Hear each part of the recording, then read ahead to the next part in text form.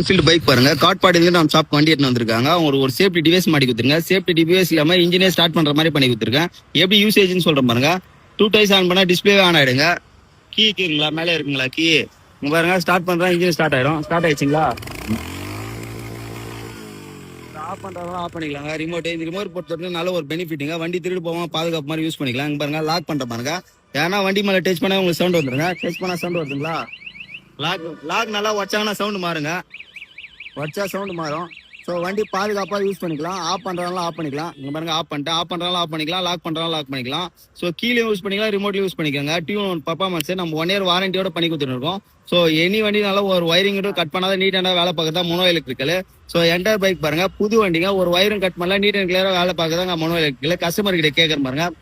இதுல எதனா ஒயர் எதனா கட் பண்ணா எது கட் பண்ணல, எல்லாம் ஜாக் டைப் தான் பண்ணிக்கிறேன். நீங்க எங்க தானே வரீங்க? வேலூர் இருந்து காட்பாடியில வந்து தொட்டு நல்லா ரெடி பண்ணி கொடுக்குறேன் உங்களுக்கு. வேலை எல்லாம் நல்லா இருக்குங்களா?